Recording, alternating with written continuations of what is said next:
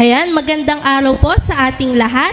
Inaanyayahan ko po ang bawat isa na tumayo at ihinanda ang ating mga puso sa pagsamba sa Panginoon. Sabi nga po sa 2 Corinthians chapter 5 verse 17, "Therefore, if anyone is in Christ, he is a new creation." Tunay na tayo ay binago ng Panginoon. Halina't sambahin natin siya ng may kagalakan. Tayo po'y manalangin. Ama namin Diyos, salamat po sa panibagong buhay na aming tinanggap kay Kristo. Ngayon pong umaga, inialay namin sa inyo ang aming pagsamba. Linisin niyo ang aming mga puso at ihanda kami sa inyong salita. Nawa ang aming buong pagkatao ay magbigay lugod sa inyo. Sa pangalan ni Jesus, Amen and Amen. Handa na po ba tayo magpuri sa ating Panginoon? Amen. Sabi nga po sa kanta, "This is the day that the Lord has made." Amen. Handa na po ba tayong magpurit, mag-awitan para sa Panginoon? Amen. Sabi nga po sa mga awit 95 verse 1, "Tayo na't lumapit kay Yahweh ng Diyos, siya ay awitan, ang batong kublihan, ating ang handugan, masayang awitan." Amen po ba? Sino po ba ditong binago na ni Lord? At sino ditong handa pang baguhin ni Lord? Amen? Amen!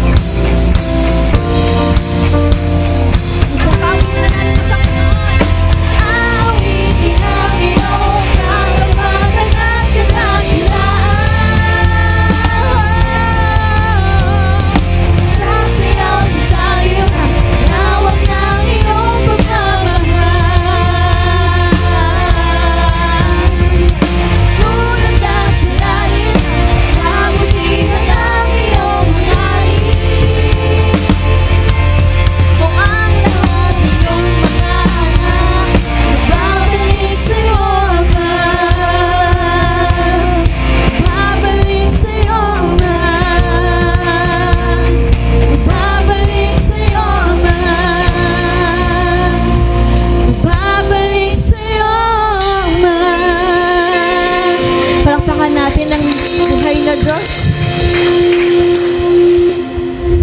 Hallelujah.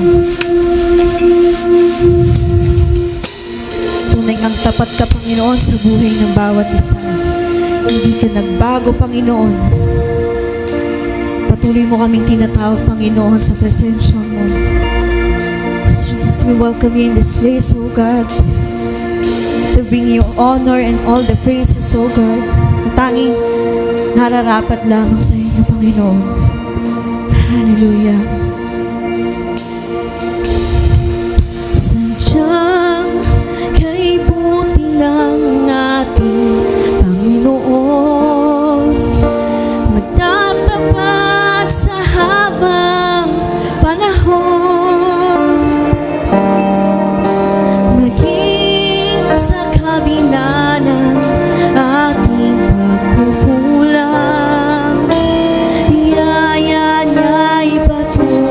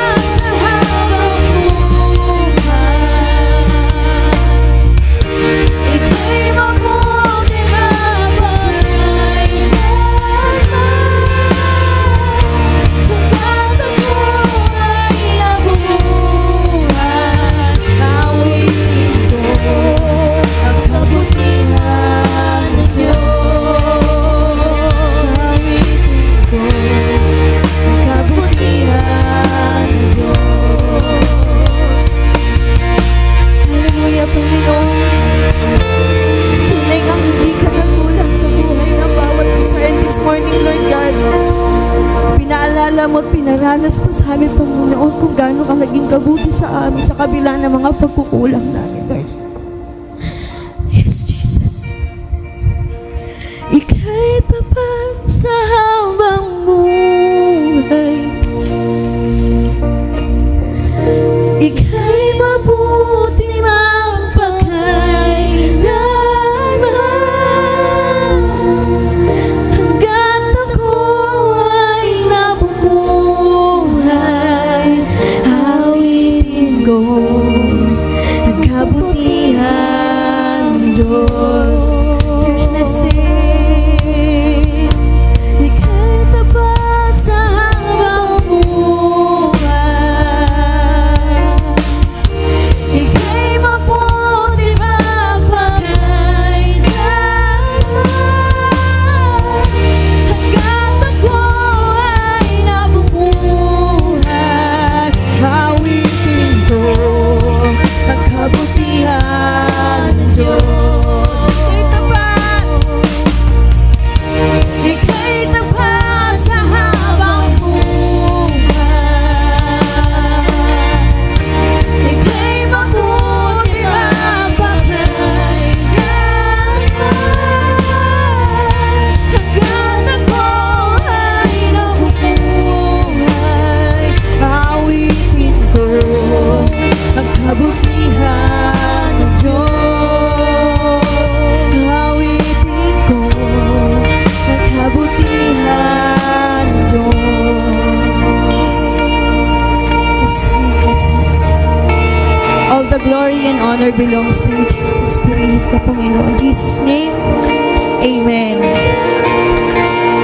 Ngayon naman po ay dadako na tayo sa ating scripture reading na pangungunahan po ni Hannah Losada at susundan po ni Pastora Mercy Losada. Para po sa ating scripture reading, maaari po ba tayong tumayo bilang paggalang sa salita ng Diyos?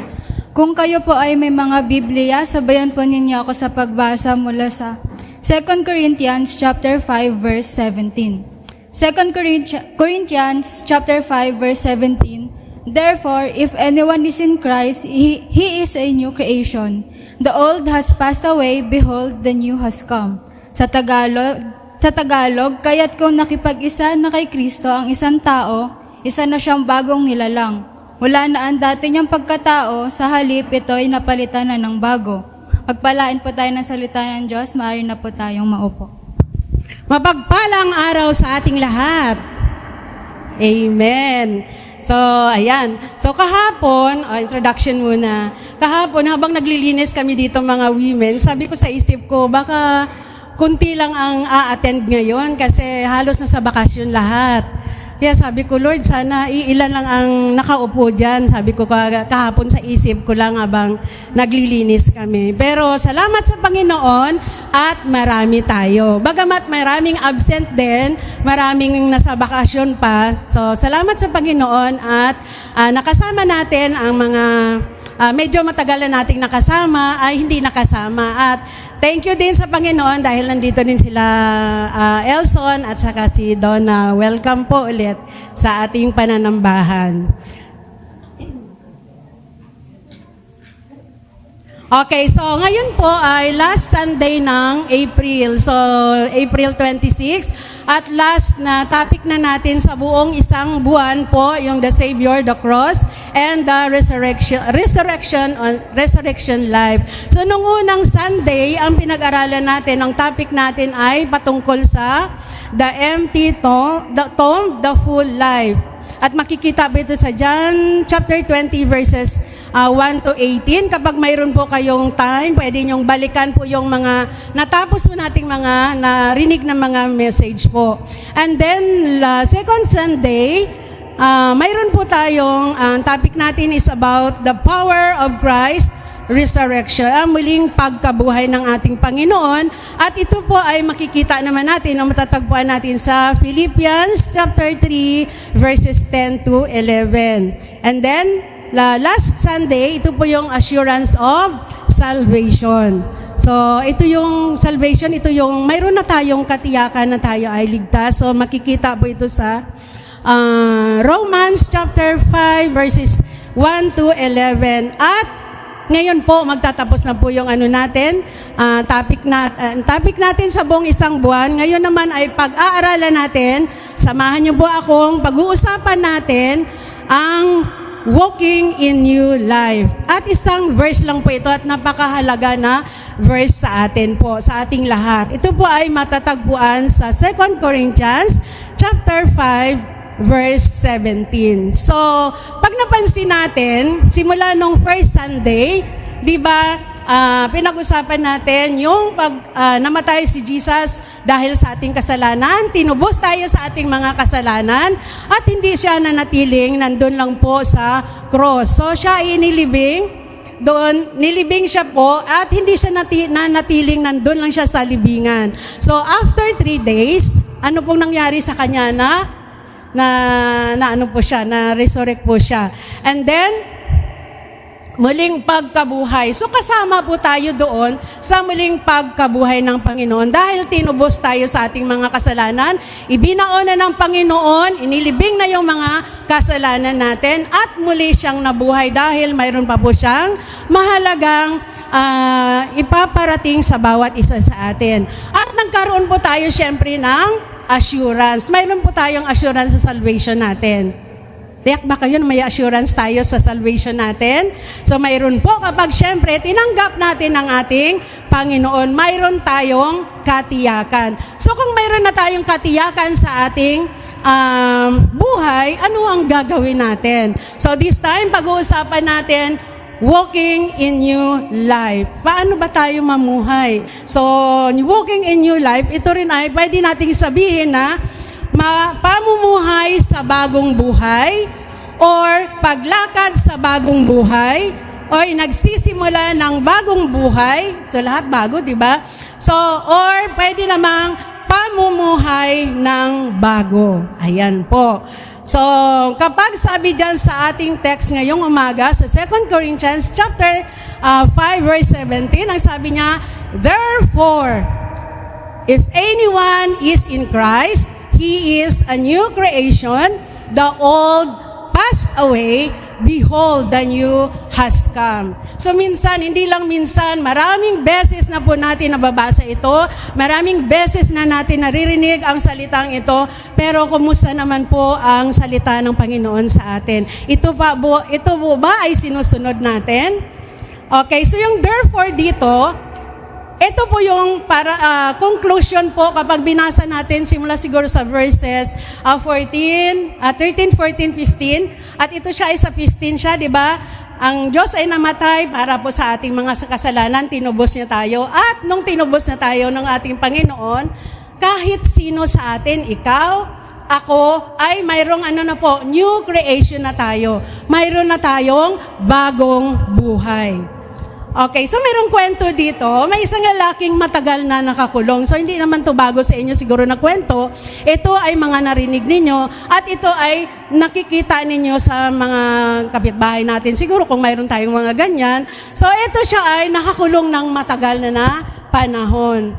So, siyempre, imagine natin ang buhay sa kulungan ay hindi po masaya. Hindi po maganda. So, mahirap, di ba? So, lalo't-lalo pa kapag masikip yung mga selda. So, ito siya, nakakulong siya ng mahabang panahon dahil sa nagawa niyang krimen. So, siguro nakapatay siya o nagnakaw siya ng malaking pera. So, nakulong siya. So, sa madaling sabi, lumipas po ang maraming taon at nagkaroon siya ng kalayaan. So, ganun naman, di ba? Kapag behave ka, mabait ka sa kulungan, mayroon kang kalayaan. Depende po sa parusa sa'yo kung ilang years o ilang taon ka po makukulong. So, naglaya siya, pinalaya siya, at lumabas siya sa kulungan.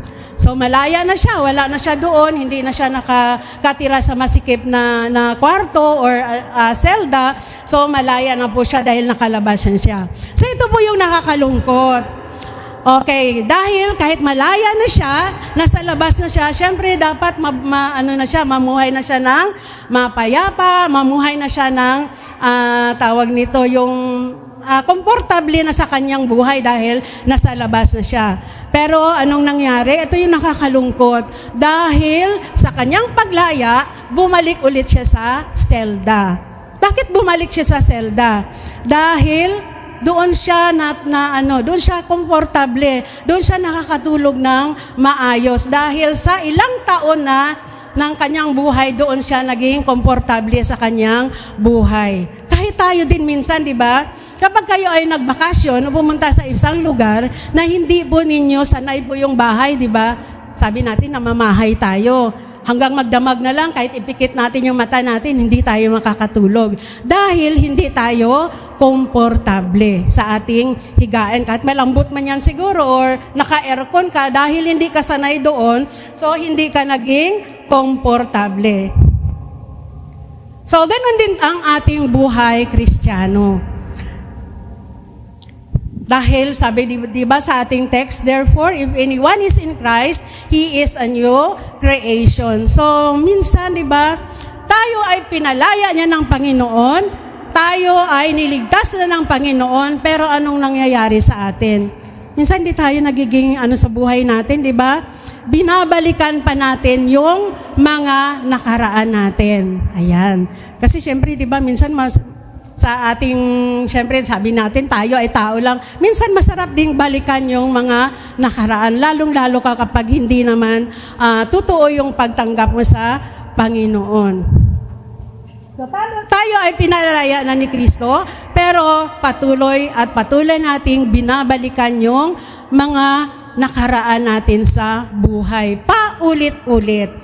So, dito pumapasok yung ating verse ngayon, ay ang ating text na, therefore, if anyone is in Christ, he is a new creation. The old has passed away, and behold, the new has come. So, malalaman natin na ang background po ng ating text sa Corinto po, ang mga tao dito ay napaka-makasalanan.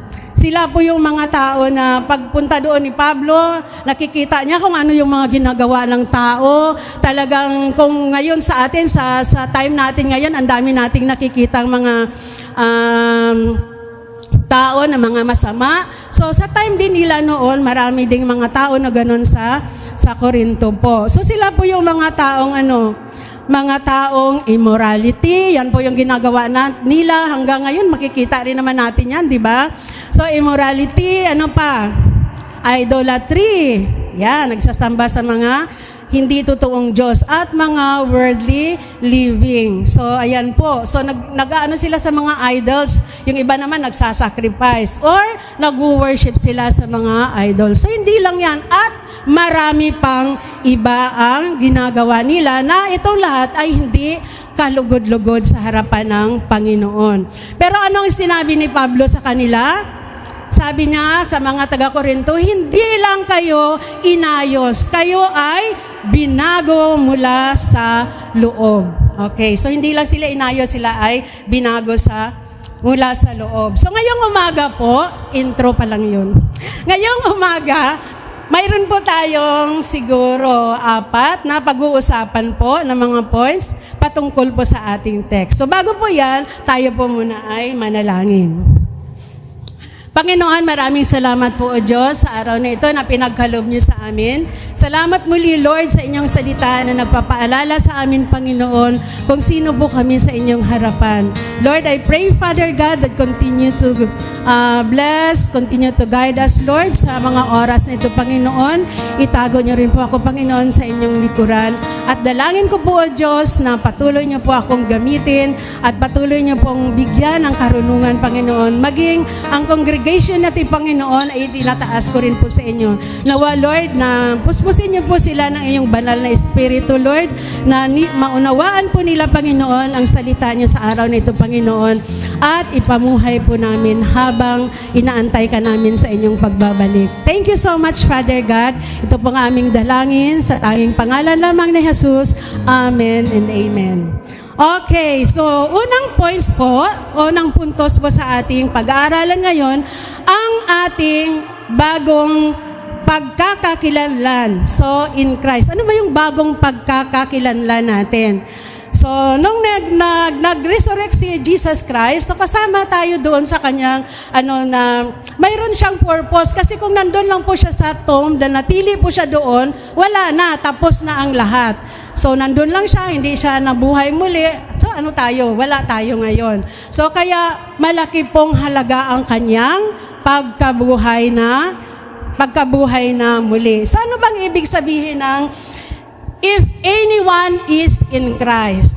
Sa inyo, anong pagkakaunawa ninyo nito? So, pag sinabi natin if anyone, ibig sabihin yan, kahit sino, di ba? Anyone, kahit sino. Ikaw, ako, kahit sino sa atin ay na kay Kristo. So, ang in Christ, hindi lang to ang pinag-uusapan natin ay isang relihiyon. Hindi ito religion po. Ito po ay isang relasyon natin sa Panginoon. Kasi tinanggap na natin ang Diyos, tayo po ay may relasyon na sa Panginoon. Tayo ay bagong nilalang.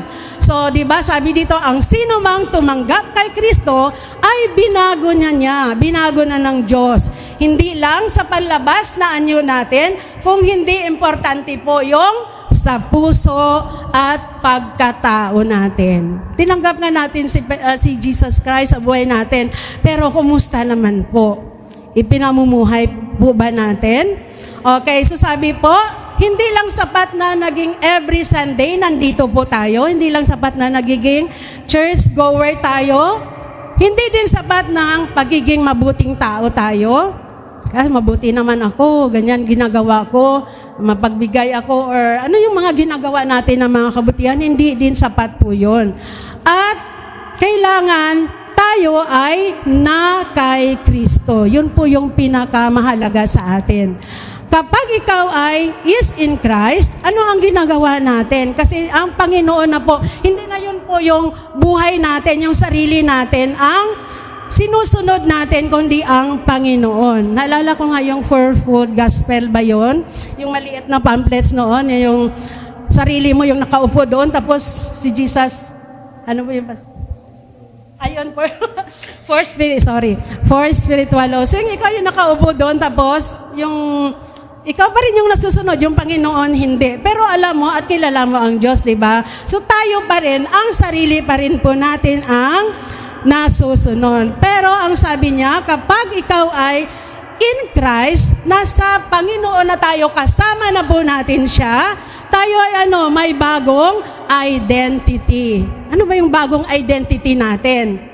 So alam po ninyo yon. May bagong identity ka na, may bagong pagkakakilanlan ka na. Kung nung unang panahon namuhay ka sa kasalanan, ngayon naman ay hindi na. Ibig sabihin, kapag tayo ay tinanggap natin ng Diyos, hindi naman talagang perfect na tayo, hindi na tayo nagkakasala. Mayroon pa rin tayong mga kasalanan. Pero ang mahalaga, humihingi tayo ng kapatawaran sa Panginoon. Kasi kilala na natin ang Diyos, tinanggap na natin sa ating buhay. So, hindi na tayo naging alipin ng kasalanan. So, dahil sa banal na Espiritu ng Panginoon, na siya pong sa atin, nagpapaalala sa atin na lagi na, oy, anak, hindi po ganyan, hindi po maganda yung ginagawa mo. Pero minsan tayo, di ba, ini-insist natin yung sarili natin. Sabi natin, minsan lang naman. Ngayon lang naman, Lord, pagbigyan mo na ako, di ba? May tawad pa tayo minsan sa Panginoon. Pero, dapat hindi na. So, i-ask natin or hingin natin ang tulong ng Panginoon. Kasi kung tayo lang, hindi natin kaya yan eh. Tayo po ay mahina. Tayo po ay madali pong mahikayat po. Kaya, i-surrender natin or natin ang buhay natin sa Panginoon. Dahil tayo ay anak na ng Diyos. Sino ba dito anak ng Diyos? Siyempre, lahat tayo, di ba? Kailangan pa bang taas ng kamay? Okay, so lahat tayo, i-embrace natin yung lahat na tayo ay mga anak ng Diyos. Okay, kung dating buhay natin, ay tayo ay makasalanan, so iwaksi na natin yan. Alisin na natin sa ating buhay. So parang 'di ba, kapag mayroon ba kayong sino ba dito ang pinanganak sa ibang bansa o sino ba dito ang kanyang citizenship ay sa ibang bansa tapos gusto na siyang lumipat dito sa Pilipinas, 'di ba? ang susundin mo ngayon na batas ay sa Pilipinas. Kasi dito ka na nakatira, hindi na doon sa ibang bansa. So, ganon din tayo. Kapag noon, ang sinusunod natin, di ba sabi ko kanina, ang buhay natin, ang sarili natin, tayo po yung nakaupo sa upuan. Ngayon naman ay susundin po natin ang ating Panginoon na siyang nagligtas sa atin. So, kilalanin mo kung sino ka kay Kristo. Yan po yun yung pinaka-importante. Sino ka ba kay Kristo? Sino ba tayo sa ating Panginoon? Huwag nating ibase sa ating identity, yung mga nakaraan natin. Huwag na nating ibalik ng ibalik. Yung past natin, kalimutan na natin. Kaso lang minsan, di ba, dahil sabi natin, tao lang tayo, naalala natin yung mga nakaraan natin. Pero, sa tulong ng Diyos, dapat nating kalimutan yung mga nakaraan natin. Ipamuhay natin yung ngayon. Ayan. So, pangalawa po ay ang radical na pagbabago. Ayun. New creation. So, anong sabi niya doon? Kapag tayo ay, if anyone is in Christ, he is a new creation. He is a new creation. Ito ay present tense, di ba? Ngayon mismo. Okay, so right now, kailangan natin, kung tinanggap natin ang Diyos, tayo ngayon ay na kay Kristo niya. You are a new creation and we need to embrace that. Panghawakan natin yan. We need to live by truth. Ano ba yung mga makatotohanan? Ano ba yung tama? Yun po yung ipamuhay natin. So, sinabi ni Pablo na hindi lang tayo in-improve na sa halimbawa, version natin, hindi lang tayo in-improve. Kung hindi, ano ba yung in-improve? Halimbawa, ang bahay, may bahay ka na, pero gusto mo pa talagang gumanda. So, yun po yung idadagdag mo doon sa bahay mo. I-improve mo lang siya. Pero hindi tayo in-improve ng Panginoon. Tayo ngayon ay bagong nilalang. Bagong nilalang ka na. So, kung bagong nilalang na tayo ay na kay Kristo. Ang behavior natin ay binabago na ng Diyos, pati ang puso natin. Kung noon ay pasaway ka, kung noon ay yung ugali mo, alam naman natin yung mga ugaling hindi maganda, sa mga kabataan ngayon, kunting ano lang, magagalit, magdadabog kapag utusan ng magulang. So kung ganon ka noon, unti-unti mong baguhin yan. Kasi hindi naman yan na isang kisap mata lang, talagang bagong-bago ka na. Hindi po. So sa pamamagitan ng tulong ng Panginoon at ng banal na Espiritu ay binabago tayo. Hindi yung i-improve lang ng kunti yung buhay natin, okay na. Kung hindi, binago tayo ng Panginoon. Hindi lang yung panlabas natin, ang importante ang ating puso, yung ating behavior. So mayroon tayong transformation, pagbabagong anyo. Tingnan nyo nga sarili nyo, nagbagong anyo ba kayo ngayon? Hindi. Okay. So, mayroon tayong pagbabagong anyo. So, nung nakaraang second Sunday, nabanggit po ito ni Pastor Vlad. Ano ba yung mga pagbabagong anyo po? So, ito po yon ay isa pong inalintulad na na talagang total transformation ay yung uod, di ba? Sabi ni naalala niyo ba yung sabi ni Pastor Vlad? Yung uod, di ba? Nung uod pa siya, ang dami-dami pong natatakot sa kanya. Ang dami-dami pong ayaw siyang tingnan dahil sa kanyang itsura. Pero, nung alam naman natin yung proseso po ng uod, di ba? So, nagiging uod siya hanggang sa pumasok siya doon sa kanyang kukon, di ba? So, nag-stay siya ng ilang days doon at nung paglabas na siya, ay ganap na siyang paro-paro. Ayan. Nung naging paro-paro na siya, natatakot pa ba tayo sa kanya? Sa uod? Di ba? Hindi na. So, kinagigiliwan na siya ng mga tao o ng mga bata. So, yun po ang tinatawag na transformation. Hindi lang po yung uod na, siguro yung uod, ibahin ko na ng kulay para hindi matakot yung mga bata. Hindi lang yun. Kung hindi, talagang lahat ng kanyang anyo ay binago. So, ganun din dapat tayo. Kung noon ay masama tayo, kung noon ay madali tayong magalit, kung noon lahat na lang mga hindi maganda sa harapan ng Panginoon, anong gagawin natin ngayon? Dahil binago na tayo ng Panginoon, dapat magiging, ano na tayo? Sundin na natin ang kalooban ng Panginoon. Kung doon ay maraming naiinis sa atin dahil sa mga ugali natin, syempre, unang maiinis sa atin yung mga magulang natin, di ba? Wag inutusan ka dyan, kaagad-agad, ayan. Dabog ka agad, teka lang, mamaya na. So, di ba? Nagtitrigger po yun ng galit sa ating mga magulang.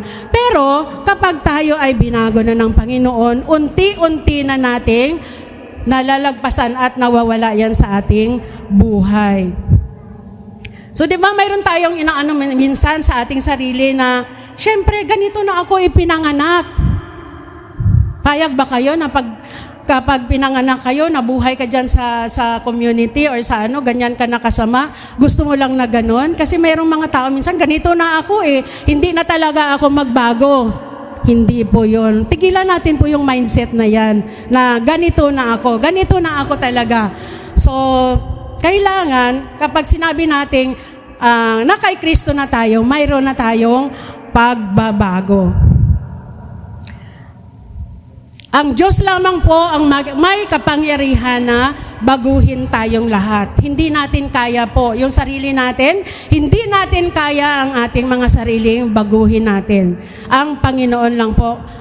I-surrender natin sa Diyos, i-surrender natin sa Panginoon. Kasi di ba minsan inuudyukan tayo na balikan natin yung mga luma nating ginagawa. So, i-resist po natin yan. Sa pamamagitan ng banal na Espiritu, tutulungan ka na baguhin ang iyong sarili po. Okay, next, number 3. Ang pagtalikod sa luma. Anong sabi niya? The old has passed away. Ano ba yung passed away? Talagang nawas out na. Talagang tapos na. Tinapos na ng Panginoon nung namatay siya sa krus. Binago tayo, iniligtas tayo sa ating mga kasalanan na instead, kahit balikan natin yung kwento patungkol sa ginawa ng Diyos sa atin, na dapat tayo ang ipako sa krus. Pero dahil sa pagmamahal ng Diyos, binago niya tayo. Yung luma natin, the old has passed away. Ano ba yung old, luma, di ba? Madali lang sabihin. Luma, ano yung mga luma? So, mga luma, dating pagkatao natin. Kung alam niyo yung kung sino kayo noon, dating mga kasalanan natin, ano ba yung mga dating kasalanan natin na parang hindi talaga matatanggap sa lipunan, yung mga ginagawa natin. At yung dating lifestyle natin. Ano ba yung mga lifestyle? Lalo pa sa mga kabataan ngayon, di ba? Marami pong mga nagagawa doon na nakakatulong po yung natin kasi nasa na tayo, high-tech na tayo ngayon, yung mga cellphones natin, nakakatulong yan sa atin. Pero minsan, mayroon ding hindi magandang itinuturo sa atin. Dahil po sa si cellphone natin minsan, hindi na tayo mautusan. Tama, mga kabataan? Tama. Parang tayo na lagi ang tama. Mali na yung mga magulang natin, di ba?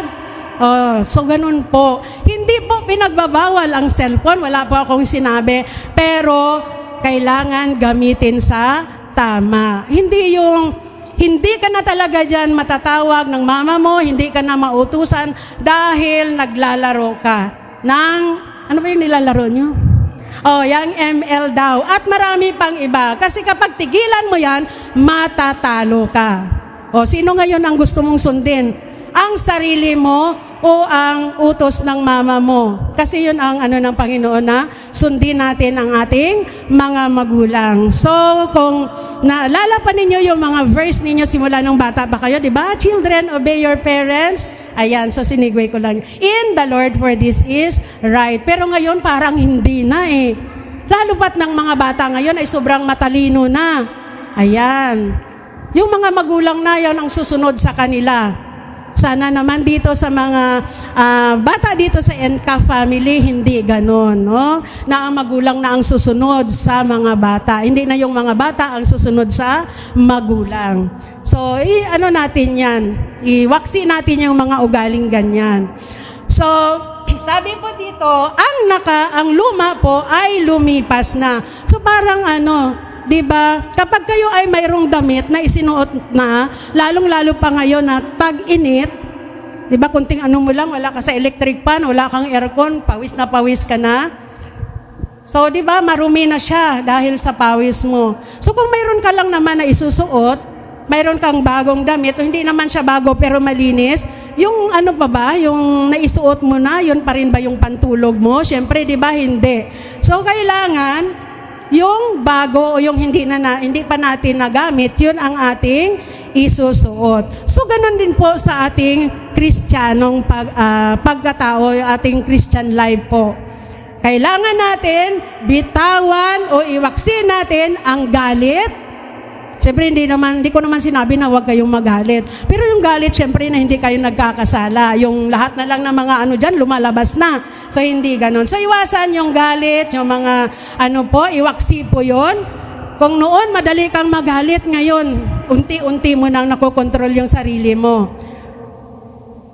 Yung mga bisyo natin. Ano ba yung mga bisyo natin? Hindi lang naman pag sinabi natin, umiinom tayo. Hindi lang naman yun ang inaano na bisyo eh. Ang dami nating mga bisyo sa buhay na ginagawa natin. Na hindi na natin nasusunod ang Panginoon. Ito naman, wala naman yan sa atin dito, yung immoral na pamumuhay. Pero kapag titingnan natin ang community o ang kapaligiran natin, marami ang nabubuhay sa ganito. So, ang sabi ng Panginoon, huwag nang balikan ang iniwan na ni Kristo. Kaya 'di ba ang laki ng ginawa ng Diyos sa atin. Kasi kung namatay lang siya sa cross, nagpapako lang siya doon, hanggang doon lang siya, walang nangyayari sa atin. Kung inilibing siya, hindi siya nag-resurrect, walang nangyayari sa atin. So mayroong magandang plano ang ating Panginoon. Kaya anong sabi niya? Nilibing ko na yon, iwanan na ninyo yon, or iwaksi na ninyo ang buhay na yon. So, salamat sa Panginoon at hindi lang siya nanatiling nasa tomb. So, nag-resurrect po siya. Muling nabuhay po siya. Next po, pang-apat, ang pamumuhay sa bago. Ang sabi niya, the new has come. Bagong buhay. Ano ba yung bagong buhay? Kasi sabi niya, behold, the new has come. Yung new, di ba? Bago, pagbabago. Yung lumang pagkatao mo, yung pagkatao mong hindi kaya-aya sa harapan ng Panginoon, iwanan na natin yan. Baguhin na natin yan. Siyempre, di ba sabi ko kanina, hindi kaagad-agad. Ongoing result po ito. May proseso po ito. Hindi naman agad-agad na inanom yung Panginoon, tinanggap ang Panginoon. Talagang ka na, pag naglakad ka na, talagang kagalang-galang niya, hindi po. So, ongoing po yon. May proseso po.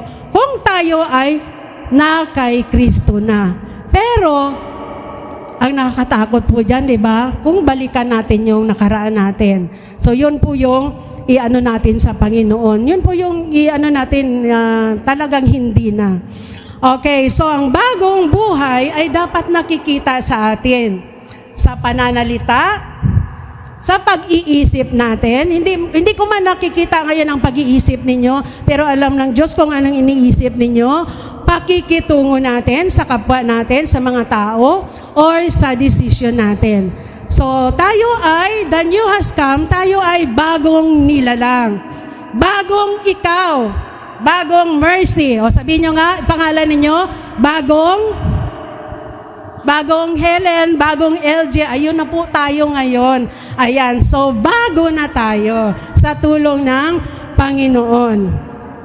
So, halimbawa, sa mga bata, ito po yung inaasam-asam ng lahat, yung makatapos tayo. Kahit yung mga magulang natin, di ba? Ito yung inaasam-asam ng mga magulang na makagraduate yung kanilang anak sa kolehiyo. So, kung ikaw ay nakagraduate na, mayroon ka pa bang balikan na, babalik pa ako sa preschool ngayon kasi pag gusto ko pang pag-aaralan ulit, mayroon bang ganyan? Di ba? Wala. So, ganon din tayo. Kailangan, ang ating buhay spiritual ay nagma-matured na tayo.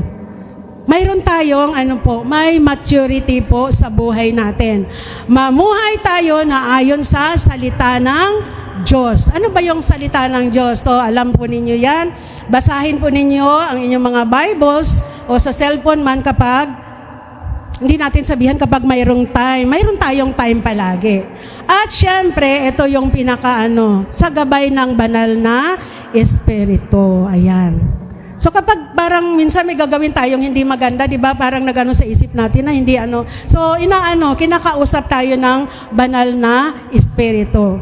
Gawin ko ba to? O ano ko ba to? Dahil hindi yon ang gusto ng Panginoon, so dapat hindi natin gawin. So at ang buhay natin na kay Kristo na tayo, kailangan po ipakita natin ang pagbabago araw-araw. Hindi sinabi na pakita natin buwan-buwan, taon-taon, araw-araw po, araw-araw nakikita sa atin ang pagbabago. So may isang di ba, kadalasan sa atin ngayon, ayan. May isang tao po, isa po siyang drug addict na tumanggap sa Panginoon. Siyempre, kapag ikaw ay tumanggap sa Panginoon, nandyan po yung ang daming nagbaba sa'yo, ang daming nagkakantyaw sa'yo, di ba? Ang hirap, di ba? Noong una, hirap na hirap siya sa kanyang buhay, naiwanan ng kanyang mga bisyo. Pero, anong ginawa niya? Kasi gusto niya talagang magbago, inilapit niya ang kanyang buhay sa Panginoon. Talagang isinurinder niya ang kanyang buhay sa Panginoon. Kasi nasa sa atin po yun kung gusto nating magbago. Kasi kinikonvict naman tayo ng banal na Espiritu. So kapag nagpapatigas tayo, minsan hinahayaan din tayo ng Panginoon, sige. Pero kapag mayroon ng di ba, bumabalik din tayo sa Diyos. Wala na po ibang tutulong sa atin kung hindi ang Panginoon. So ito siya, ay nagbago po siya. Hirap na hirap siya syempre. At lumalapit siya sa Panginoon. Ipinagkakatiwala na sa Diyos ang kanyang buhay. So nakalipas ang mahabang panahon, hindi na siya kilala ng kanyang mga kabarkada. Hindi na siya kilala ng kanyang mga kaibigan. So sabi ng mga kaibigan niya, parang hindi na ikaw niya na. Talagang ka na, di ba? Naririnig natin yung mga salita minsan pa, praise the Lord ka na. Pa-hallelujah, hallelujah ka na. So kapag tayo ay magbago, marami po tayong matatanggap na mga binabas tayo ng ating mga kaibigan. Pero wag natin silang intindihin kasi ang importante, ang buhay natin ay nasa Panginoon na. So yun po yung maganda po. Talagang totally isurrender natin sa Panginoon ang ating buhay. So sabi niya, sagot niya sa kanyang mga barkada, mga kaibigan, tama kayo, hindi na ako ito ngayon. Dahil, sabi niya, binago na ako ni Kristo. Binago na ako ni God. Sinurinder ko na ang aking buhay sa Kanya. Dahil kung ako ang sa buhay ko, hindi ko kaya yon. Kaya kailangan niya ang tulong ng Panginoon. So church, hindi sapat na sabihin lang natin save na tayo, tinanggap natin ang Diyos, nagsisi tayo sa ating mga kasalanan. Kung hindi, anong gagawin natin? Kailangan namumuhay ka bilang bagong nilalang. Ayun po yun sa text natin, di ba? Bagong nilalang. Mahirap pero, di ba? Mahirap na mahirap. Lalo ka kapag yung kalaban mo, mga kaibigan mo, mahirap po magbago. Pero, anong gagawin natin? Isuko natin ang buhay natin sa Panginoon. May makitang ebidensya sa ating pagbabago. Nakikita ba si Kristo sa aking pamumuhay? Yan po yung itanong natin sa sarili natin. Sabi nga dito, live the new creation right now. Sinabi niya, right now. Ipamuhay mo ngayon na mismo. Hindi bukas, hindi sa susunod na taon, hindi sa susunod na mga linggo, baka huli na ang lahat. So, live the new creation right now. Kung ano man yung natin, baguhin natin at mamuhay tayo na kay Kristo. Kay Kristo po, kasama natin siya. Sabi nga, be better today than yesterday. Ayan, kung ano man yung yesterday mo, be better today. Kung kahapon ay magagalitin ka, kung ikaw ay palamura, kung ikaw ay chismosa, mga marites ngayon, okay lang yung magmarites ka na mayroong dito sa church na pinag-usapan natin yung sa church. Okay, at marami kang kaaway. So, ang gagawin natin, lagi niyong tandaan, be better today than yesterday. Walk in your new life at huwag na nating balikan ang ating dating pagkatao. So, salamat sa Panginoon at yan lamang po. Sana naman mayroon kayong natutunan sa aking mensahe sa araw na ito. Tayo po ay manalangin. Panginoon, maraming salamat po sa bagong buhay na ibinigay ninyo sa amin. Salamat sa pamamagitan ni Kristo. Tulungan ninyo kaming mamuhay ayon sa aming bagong pagkatao.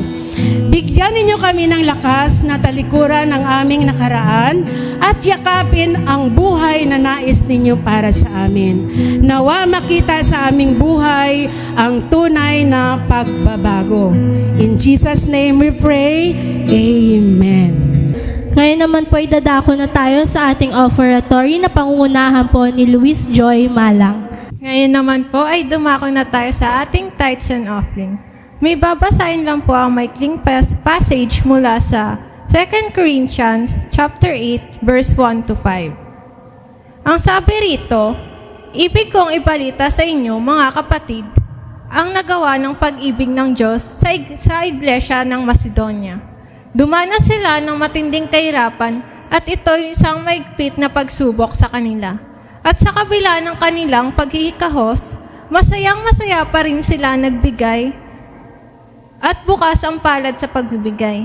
Sila'y kusang loob na nag-apuloy, hindi lamang ayon sa kanilang kaya, kundi higit pa. Alam ko ito pagkat maigpit nilang ipinamanik sa akin na sila'y bigyan ng pagkakataong makatulong sa mga kapatid sa Judea. At higit pa sa inaasahan ko, inilaan nila ang kanilang sarili, una sa Panginoon at pagkatapos sa amin, ayon sa kalooban ng Diyos. So this is just not a routine as we give. Sana po ay bukal sa loob natin at mas higit pa sa ating kaya. Kaya naman, manalangin tayo. Lord, thank you po sa blessings na binigay niyo sa araw-araw naming buhay. Lord, as we give our tithes and offering today, may it be na bukal sa aming kalooban at mula sa aming puso. Lord, patuloy niyo po kaming bigyan ng blessings sa araw-araw ng aming buhay at sa mga nangangailangan po, Lord, provide them with their needs. Lord, pagpalain mo po ang mga bawat nagbigay at patuloy niyo punuin ang kanilang pangangailangan. In Jesus' name we pray. Amen. Pwede na po tayo magbigay.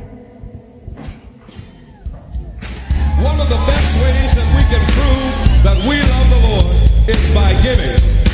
Amen. And we're going to sing a song about giving, and it's got some hand motions, and I want you to join with me. Okay, will you do that? Here we go. Watch me. Give, and it will come back to you. Good measure, pressed down, shaken together, and running over. Give, and it will come back to you. When you give to the Lord. Help me out now. Here we go. Give, and it will come back to you. Good measure, pressed down, shaken together, and running over. Give, and it will come back to you. When you give to the Lord. Give it Lord. Dadako na tayo sa ating announcement and acknowledgement. Ina-acknowledge ko po ang mga tumayo kanina sa ating morning devotion, si Ate Lay, at sa ating MC, yours truly, and sa praise and worship team, ang ating song lead, si Ate Dang, and ang kanyang mga backup ay si Ate Micaela Eviota and Vanessa Asas. At ang ating keyboard si Ate LJ, and ang ating mga guitarist Justin Soriano, Kuya Henrik Malang, and Rovic Malang. And for our drummers is Jasper Taton. And sa ating next week leaders, MC Pastora Helen Malang, Call to Worship Pastora Helen Malang, Offertory Tita Rose Asa, Scripture Reading Ate Cathy Venus. Para naman po sa ating prayer meeting every Wednesday at 8 o'clock p.m. Sa ating Youth Connect every Sunday after service na pinangungunahan po ni Pastor Vladimir Venus and Ate Cathy Venus. Children's Sunday School every Sunday at 3 o'clock p.m. April sponsor po sa ating Children's Sunday School. Nung 5 po, si Pastor Helen Malang. Nung 12 po, si Ate Annalyn Cesar. 19, Kuya Joms. And ngayon po, Joseph Taton. Don't watch every Saturday at 5:30 a.m. And we have a VBS 2026 dito po yan sa Napico Christian Alliance Fellowship mula po April 30 hanggang May 2, 2026. Happy birthday po sa ating birthday celebrant Vanessa Asas bukas po and si Gideon Venus. Ayun lamang po. Manalangin na po tayo. Panginoon, maraming salamat po, Diyos, sa inyong kabutihan sa bawat isa sa amin. Salamat po, Panginoon, sa inyong salita, Lord, na aming napag-aralan sa umagang ito, Panginoon. Tulungan niyo po kami, Lord, na mamuhay, na naayon sa inyong kalooban, Lord. Ano man po yung mga nakaraan namin, Panginoon, ay hindi na po namin babalikan. Tulungan niyo po kami, Panginoon, na malagpasan po namin ang mga bagay na ito, Lord. Dahil kung kami lamang po, hindi po namin kayang baguhin ang aming sarili, Panginoon. Salamat, O Diyos, sa inyong pagmamahal.